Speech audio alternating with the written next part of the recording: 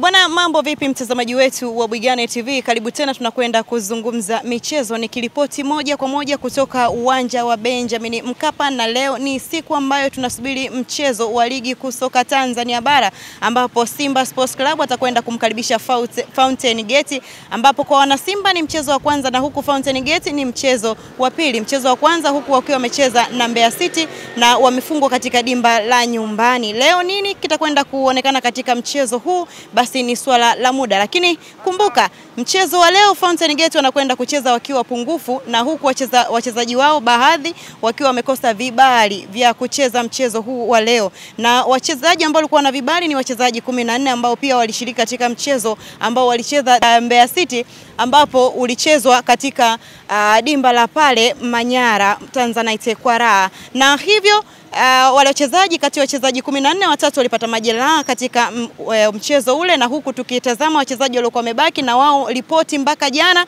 zilikuwa zinasoma na wachezaji 10, na huku taarifa zilizopo wachezaji wawili wameumia tena jana kwenye uwanja wa mazoezi. Hivyo leo Fountain Gate inaleta wachezaji 8 wanaokwenda kucheza mchezo huu wa kwanza dhidi ya Simba Sports Club, na katika hao 8 wawili ni magolikipa.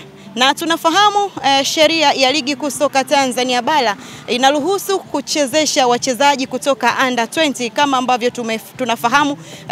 Tunaona wanakuwa wanakaa bench ili kupata experience kwenye michuano hiyo, lakini pia wanaruhusiwa kuingizwa na kupewa namba kufanywa sabu kuweza kushiriki katika mchezo huo. Swali linakuja, Fountain Gate hawana under 20 ambao wanaweza kwenda kushiriki mchezo wa leo ama namna gani vipi? Na taarifa za mwisho ni kwamba wao wana wachezaji 8 mpaka sasa, wawili wakiwemo magolikipa. Ni swala la muda, na hivyo taarifa ambazo zipo ni kwamba sisi Bwigane TV tuko hapa uwanja wa Benjamin Mkapa kuhakikisha kwamba tunakuletea taarifa za kimichezo, na tukifahamu kwamba kwa kawaida tu na kwa akili ya kawaida hata wewe mtazamaji unafahamu ni namna gani wachezaji 8 wanakwenda kucheza dhidi ya wachezaji 11 wa Simba Sports Club. Basi leo tuna tegemea kuangalia mchezo wa namna gani. Je, kitapigwa ama namna gani vipi? Tutegemee mengi kweli ambayo yatakwenda kujiri hapo ndani uwanjani. Mimi na wewe hatufahamu, lakini je, kuna watu wanaweza kwenda kujivunja kwenye mchezo huo ama namna gani vipi? Dakika 90